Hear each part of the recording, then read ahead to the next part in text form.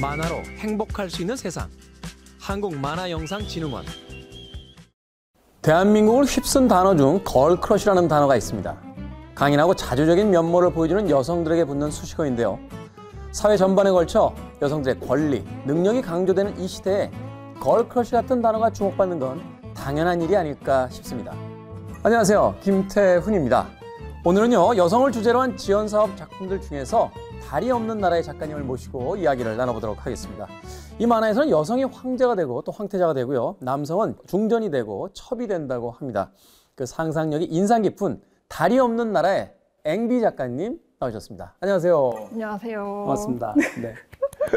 자, 앵비 작가님, 좀 낯설게 느껴지시는 분들도 계실 것 같은데 본인 소개 조금 간단하게 해주십시오.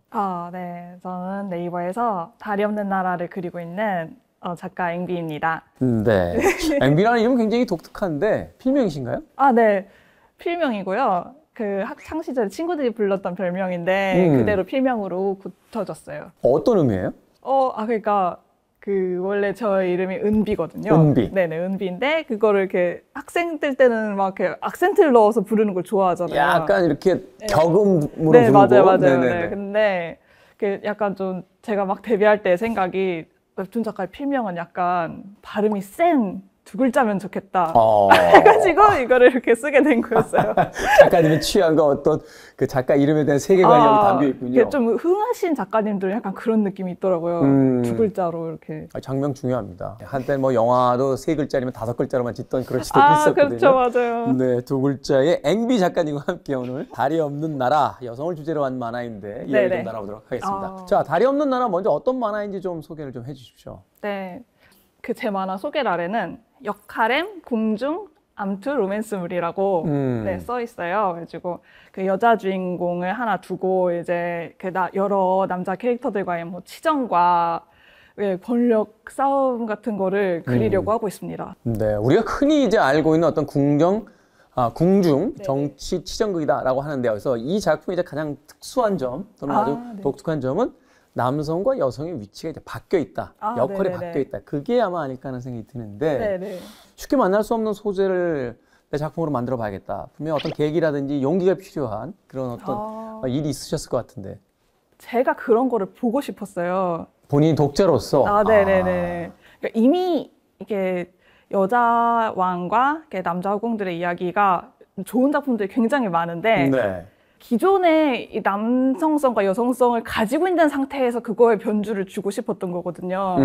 기존에 있는 어떤 여성과 남성의 어떤 롤이, 역할이 바뀌어 있는 것들을 보면 생물학적 성별만 바뀌어 있지 그 안에서의 어떤 내용성으로 그렇게 크게 바뀐 게 없는 것들이 많은데 그거 전체를 아예 바꾸고 싶으셨다. 그러니까 그런 작품이 기존에 있으니까 이 남자 캐릭터들이 이 북의 사회에서 그대로 자랐다가 이 사회에 편입이 된 거예요. 그래서 거기서 맺는 갈등도 저는 그게 보고 싶었거든요. 자, 그런데 이 작품을 아직 이제 연재가 남아있긴 합니다만 그 여성 작품으로 이제 분류를 합니다.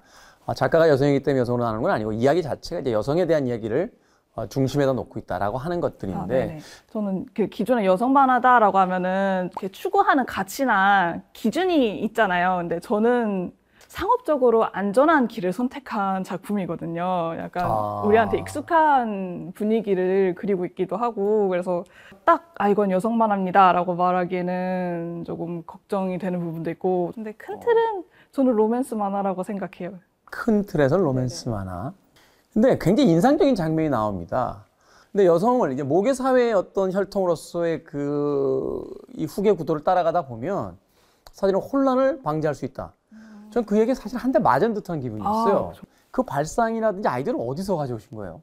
그러니까 예를 들어서 영국의 리처드 3세라고 아시죠? 네네. 그 사람의 유골이 발굴이 되었는데 이 유골과 이 사람의 북의 후손의 DNA와 비교를 했더니 일치하지가 않는 거예요. 이거를 이렇게 가져와서 제 입맛대로 쓰기 좋을 것 같다라고 생각을 하고 기획을 하게 됐던 것 같아요. 네, 저는 감히 독자의 한 명으로서 말씀드리는데 그 발상은 천재적이었습니다. 그리고 만화의 그 하나의 소재로 사용된다라기보다는 아마 뭐 100번 토론이 어디 토론회 현장에 가지고 나가면 논리적으로 충분히 제가 한번 이야기를 드립니다. 감사합니다. 자, 이런 내용을 다루는 그 배경이 여러 가지가 있을 수 있는데 사극을 배경으로 하셨어요. 일단은 제가 어렸을 때부터 사고를 너무 좋아했어요. 이렇게 그림을 그릴 때도 꼭 한국 그림, 어쨌든 좀 현대의 복식이 아닌 그림들을 많이 그렸었고 또 지금으로서는 좀 실현할 수 없는 것들이 충분히 가능하게 되잖아요. 예를 들면 제 작품에서는 중혼을 해버리는데 네네. 21세기 배경으로는 그게 불가능하잖아요. 불가능한 정도 아니라 중호는 네, 중범죄예요. 범죄예요. 근데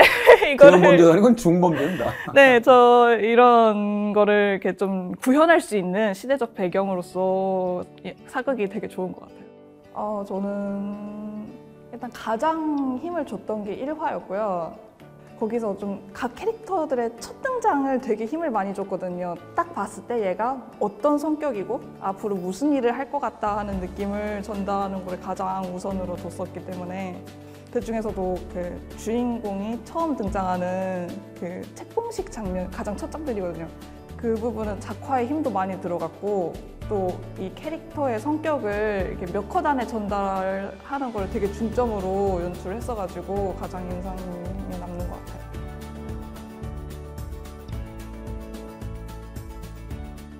만화가가 원래 꿈이셨어요? 네. 아주 어렸을 때 미취학 아동이었을 때도 그 저희 큰집 언니들이 저랑 나이 차이가 좀 있거든요. 네. 그래서 큰 집에 놀러 가면은 이렇게 만화책이 쌓여 있었어요. 그래서 그냥 그걸 보면서 그냥 자연스럽게 나 이거 그리는 사람이 될 거야 이러고 아주 옛날 기억부터 꿈꿔왔던 것 같아요. 롤모델로 삼는 만화 있으십니까? 만화가나? 니노미야 토모코라고 그 니노미야 노다메 토모코. 칸타빌레 칸타빌레. 작가예요. 네, 작가님인데 소재도 되게 잘 잡으시고 뭔가 개그도 되게 물 흐르듯이 잘 넣으시고 위트감도 또 네네네. 강하시고. 그리고 또 제가 가장 좀 배우고 싶어하는 부분이 그 전개가 정말 경제적이에요. 한 30컷을 들어야지 할 수 있는 내용을 이분은 10컷 안에 끝내시는 거예요. 아, 이거 너무 작가로서 배우고 싶은 감각이다. 네, 그렇게 생각하고 있습니다. 그 어떤 드라마의 플로처럼 네네네. 굉장히 어떤 군더더기 없는 장면으로서 계속 경제적으로 어떤 이야기 전체를 이제 완결성 있게 만드는 그런 것. 네네네. 자, 이제 작가님의 다른 작가들의 이제 작품을 보면서 만화가의 꿈을 키웠듯이 그런 만화가를 지원하는 분들에게 꼭 해주고 싶은 이야기가 있다면 어떤 게 있을까요? 너무 기본기에 집착하지 않았으면 좋겠어요. 제가 학생 때만 돌아보더라도 뭔가 그 완벽한 그림에 대한 이렇게 환상이 있거든요. 아니면은 내가 가장 잘 그리지 않으면 의미가 없다 막 이런 생각도 고등학생 때는 할 수 있거든요. 근데 사실 그게 되게 의미가 없거든요. 그러니까 이 만화라는 게 그림만 있는 것도 아니고 또 뭔가 가장 잘 그리는 만화만 사람들이 보는 게 아니잖아요. 내가 이 만화를 그리지 않으면은 이 만화는 세상에 없다. 이만큼의 독자가 있을 수도 있는데 이게 없음으로써 이 독자도 없어지는 거란 말이에요. 그러니까 그냥 원고를 빨리 내놓는 거에 집중을 하는 게 좋지 않을까 생각을 해요. 내가 이걸 내놓음으로써 세상에 없던 누군가의 독자들이 만들어질 수 있다는 것, 그것만으로 충분히 값어치가 있는 일이다. 그 네. 숫자가 많건 적건을 떠나서 선과 어떤 색만 쓸 수 있다라면 세상에도 작품 한번 내보는 것도 나쁘지 않다. 아, 네. 제가 그 세상에 빨리 보여주는 게 중요하다라고 느꼈던 계기가 그 데뷔작을 준비하면서 그 에이전시 분이 저한테 해주셨던 말이 지금은 뭘 그리더라도 앵비라는 작가가 평생 그릴 만화 중에 가장 못난 작품일 것이다. 그러니까 그냥 너무 겁먹지 말고 너무 잘하려고 하지 말고 이거 그냥 완성을 해서 공개하는 거를 목적으로 둬라라고 말씀을 하셨는데 전 그게 너무 와닿았거든요. 생각해보면 제가 평생 만화를 그릴 건데 당연히 첫 번째 작품이니까 가장 못날 수밖에 없다라고 생각을 해서 항상 어딜 가서도 이 얘기를 해요.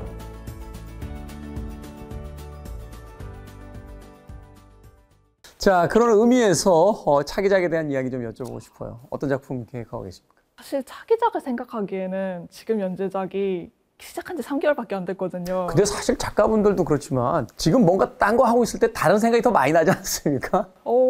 그럴 때가 있는데 네. 그러려면 제 기준으로 한 연재한 지 1년은 지나야 돼요. 아, 그래야 돼요? 네. 지금은 약간 목구멍이 포도청이기 때문에 다른 생각을 할 겨를이 없는 거예요. 일단은 지금 연재를 막는 게 지금 제일 급선무이기 때문에. 당장 다음 주 마감이 있는데 다른 생각할 여유가 없고 또 저 같은 경우에는 이번 작품이 그렇게 뭔가 내가 언젠가 그리고 싶다 했던 작품이었어요. 너무 운이 좋게 그걸 지금 그리고 있어가지고 한동안은 다른 작품에 대한 생각이 잘 안 날 것 같아요. 그렇군요. 네. 아직 뭐 이제 연재는 3개월밖에 안 되셨다면 이제 기승전결해서 한 기에서 이제 승 정도로 이제 넘어가는 정도. 아직도 저는 기라고 생각해요. 아직도 그러다 보니까 이제 갈 길이 멀다. 네, 네, 차후 네. 작품보다는 이 작품이 어떻게 끝날지를 좀 더 기대해달라라고 네. 이야기를 해준 것 같습니다. 자, 오늘 이 프로그램을 통해서 이제 달이 없는 나라를 새롭게 이제 관심을 갖고 또 보시게 될 독자분들이 있습니다. 그 독자분들에게 내 작품을 이렇게 좀 봐줬으면 좋겠다라고 그 마무리 인사처럼 좀 남겨주신다면요.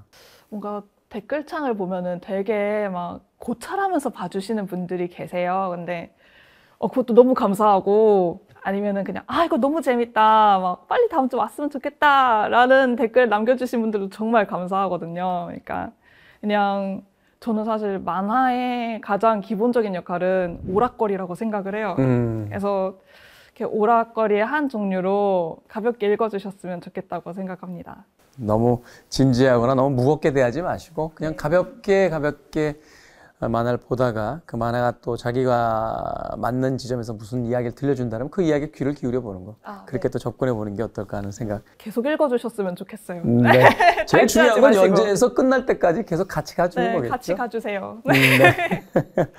자, 달이 없는 나라의 앵비 작가님 오늘 모시고 즐겁고 재미있는 이야기를 나눴습니다. 앞으로도 더 좋은 작품들 많이 좀 그려주시고요. 우리가 생각하지 못했던 세상을 바라보는 또 다른 시각으로서의 어떤 만화들도 좀 더 많이 발표해 주시길 부탁드리겠습니다. 네, 나와주셔서 너무 감사합니다. 감사합니다.